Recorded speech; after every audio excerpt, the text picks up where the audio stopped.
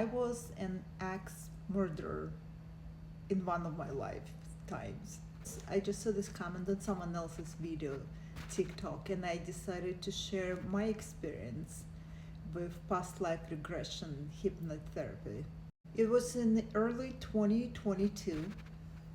I had a session, and one of the visions or one of the past lives I visited or other lives I visited was definitely not what I was expecting. And you hear a lot of people, just like in this comment saying, oh, I was Cleopatra or Napoleon or some interesting, wonderful thing. Well, I was an ex-murderer in one of my lifetimes. And here's how it went. I was put under hypnosis and the session started, and here's one of the visions. And during that vision, I would see either through my eyes or through someone else's eyes. I would see myself. It's winter, forest. It is Siberia, and I am running through the snow, through the woods. I am escaping. I am being chased. I am a man who escaped one of the camps, like gulags in Siberia, and I'm being chased by the guards. I'm wearing heavy winter clothes and a hat, and breathing, I can see my breath because it's so cold, and I'm running through the deep snow, escaping and hiding from the guards who is chasing me. I was in this camp because I unalived someone, a man. And I was able to escape. The guards could not find me. What I see next is I'm now seeing a small cabin through the woods. And it's definitely an occupied cabin. There is someone in there because I see the light and I see the smoke coming out of the chimney. But snow is very, very deep, too close to my hips. So I'm approaching this cabin, and looking through a window, I realize there is no one in there. So the occupant is gone. I open the door. I'm walking into the small, very tiny cabin. There is a fire in the hearth. There's definitely someone lives there. I can see clothes hanging on the clothes hanger or on hooks.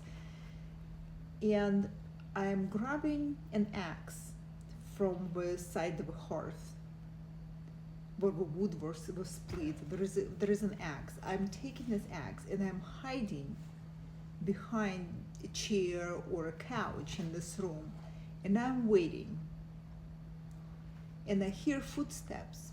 Someone's coming towards this cabin, and it is by the footsteps and the the confidence of the footsteps that's the owner who's coming in. The door opens.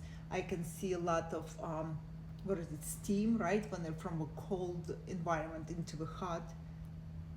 And from the steam emerges a man who is actually bringing a firewood into the house, heavy dressed with hat and boots and coat. And I see myself come up from behind my hiding place, and I am unaliving this man with this axe. My next step is I have to hide this body, or have to get rid of a body that is now in the house bleeding everywhere. So I drag this body outside and I hide it in the snow. And then after a while, I realized that it was too close to the cabin, and the animals will smell the blood and will be too close to the cabin. So I dig that body out, and I'm taking it farther away, and I'm buried there. So, and that was the end of this part of the vision, because the next vision shifts. And what I see is, I see myself as an old man surrounded by family on my deathbed. I'm dying. Last moments of my life.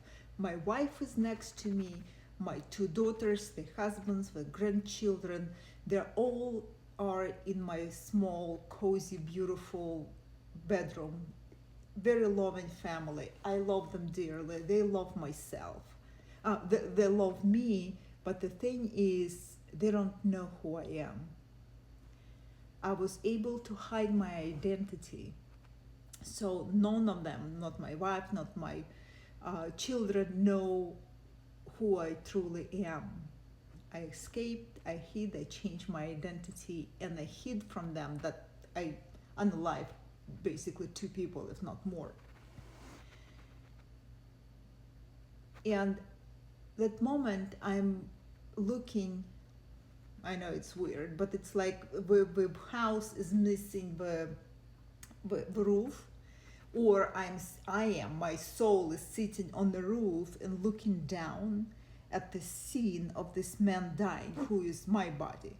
And he took the last breath and passed away, and there is grieving family and crying, and everyone is devastated. And the next thought that is going through my mind is I am now looking on the roof of a house, looking into the bedroom and observing this scene. I feel sad for the man, because I realized that he was a pawn in some bigger scheme, or in a bigger, like, universe's chess, and he was just a pawn there, because he was sent, or I was sent from the future to do exactly what I did, to unalive certain people. And the thought crossed my mind that just like what in the future you have time travel, and you know that the person who is being born is a future horrible person, like, you know, the mustache man, that will devastate and kill millions of people. So you send someone from the future into the past and basically, you know, unalive that baby. So in the future, you're a hero because you perhaps saved millions of lives, but at that moment, you are a baby unaliver, which is horrific, because no one knows really what future brings. And that was the fate of that man. He was just a person who was serving a bigger purpose that he didn't know about, and he struggled and suffered, and his family suffered. So anyway, I'm still decoding what it means for me in this life. But yeah, not all of the visions are rainbows and unicorns, or queens or kings and beautiful things. Some of them are, you know, not something that you want to perhaps see or know. And there are other different timelines or lifetimes that I saw, but that was very striking, because like, hello, my name is Elena. In my past life, I was a ex-murderer.